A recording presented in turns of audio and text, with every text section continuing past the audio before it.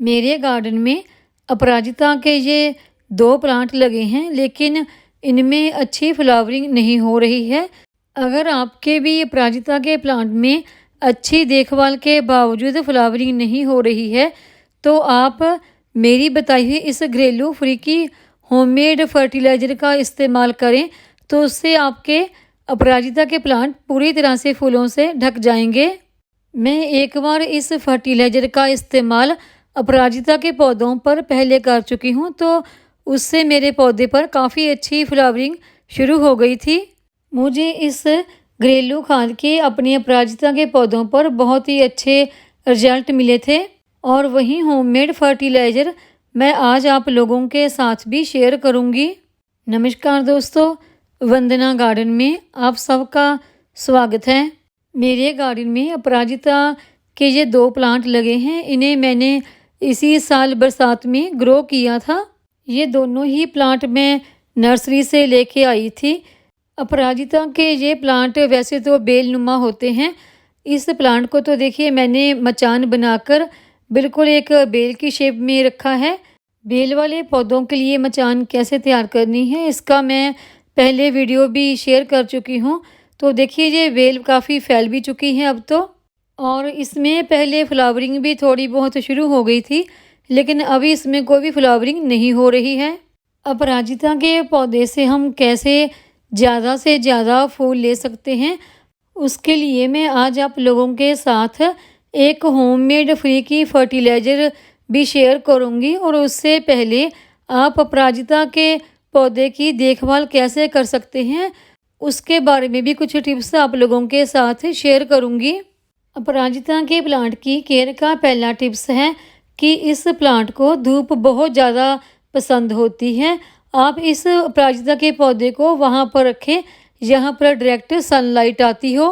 धूप में रखने से एक तो इस प्लांट की ग्रोथ अच्छी होगी, और दूसरा इसमें फ्लावरिंग भी अच्छी होगी। और दूसरा पॉइंट आता है अपराजिता के प्लांट के लिए मिट्टी तैयार करने का। अपराजिता के लिए हमें ऐसी मिट्टी तैयार करनी है जो बिल्कुल भुरभुरी हो, जिसमें पानी बिल्कुल भी ना रुके।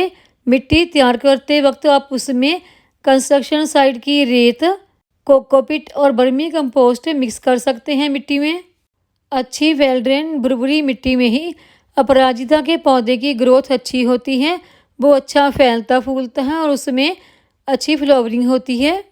और इस प्लांट के केयर का अगला पॉइंट है कि इस प्लांट को अच्छी फ्लावरिंग के लिए नमी बहुत ज़्यादा पसंद है, यानी इस प्लांट की मिट्टी में हमेशा मॉइस्चर रहना चाहिए। कभी भी मिट्टी बहुत ज़्यादा ड्राई नहीं होनी चाहिए। और अपराजिता के प्लांट की केयर का अगला टिप्स है, तो देखिए जैसे ये मेरे गार्डन में अपराजिता के 2 प्लांट लगे हैं, लेकिन इनमें फ्लावरिंग ना के बराबर है। हालांकि इस बेलनुमा प्लांट की ग्रोथ काफ़ी अच्छी है। इसका कारण ये है कि अपराजिता के प्लांट को हाई नाइट्रोजन वाली कोई भी फर्टिलाइज़र पसंद नहीं है। ज़्यादातर हम अपने फूल वाले पौधों के लिए या तो वर्मी कंपोस्ट या गोबर की खाद डालते हैं, लेकिन बरसात में ये खाद देने से पौधों की ग्रोथ तो बहुत अच्छी हो जाती है, लेकिन उनमें फ्लावरिंग नहीं होती। अब बात आती है कि अपराजिता के प्लांट को हम कैसे ग्रो कर सकते हैं। देखिए एक तो आप इसे कटिंग से ग्रो कर सकते हैं, और दूसरा आप इसे सीड से भी ग्रो कर सकते हैं। तो सीड से ग्रो करने के लिए मैंने इस अपराजिता के प्लांट को बेलनुमा बनाया है, ताकि इसके ऊपर फलियां लगें और उसमें मैं सीड ले सकूं।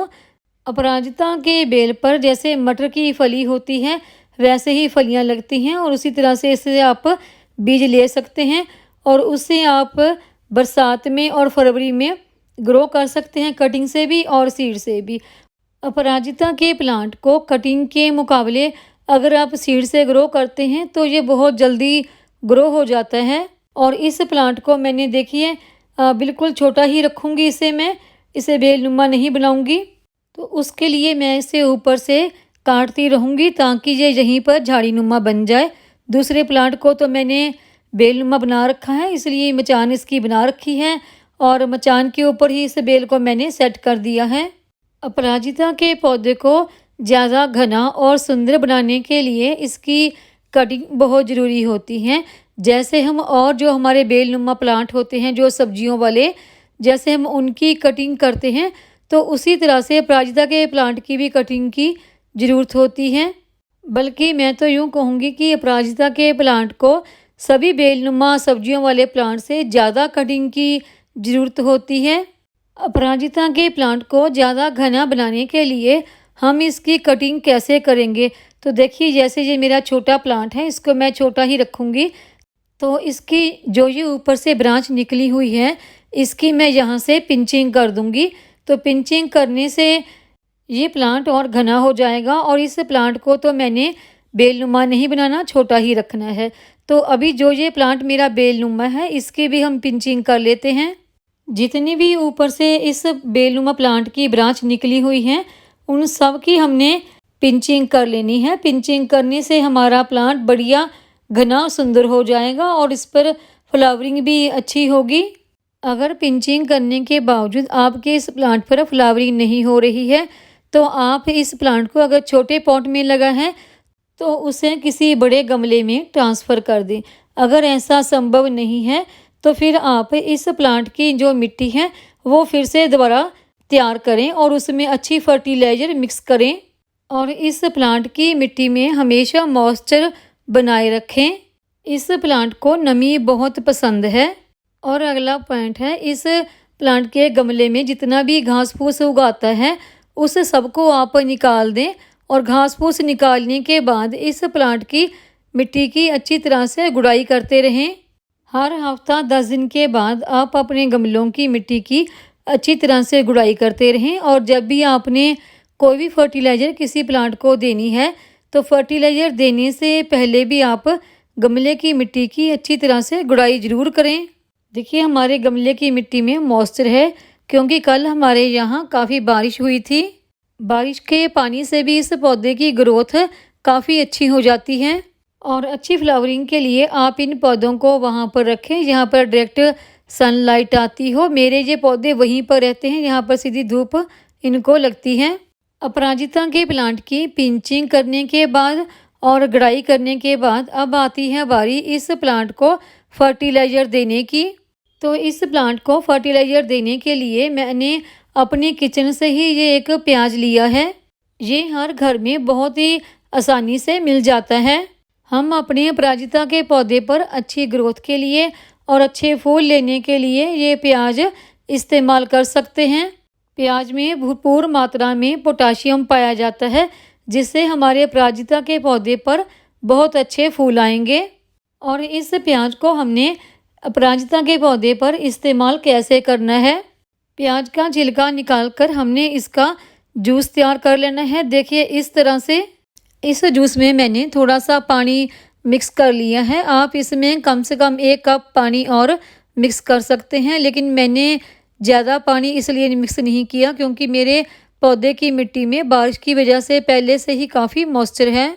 और प्याज के जूस को हमने पौधे की मिट्टी में मिक्स कर देना है और इसको आपने कम से कम हर 15 से 20 दिन के बाद 3 बार लगातार रिपीट करना है। जब आप 2 बार रिपीट कर लेंगे तभी आपको इसके अच्छे रिजल्ट दिखने शुरू हो जाएंगे। और जब भी आपने इस फर्टिलाइज़र को इस्तेमाल करना है तो शाम के समय ही करें। अगर आपको मेरी ये अपराजिता के प्लांट की केयर की और होममेड फर्टिलाइज़र प्याज से अपराजिता से ढेरों फूल पाने की वीडियो पसंद आई हो तो वीडियो को लाइक करें, सब्सक्राइब करें, शेयर करें, कमेंट करें, बेल आइकन को ज़रूर दबाएं ताकि मेरी आने वाली हर नई वीडियो का नोटिफिकेशन आप तक पहुंच सके।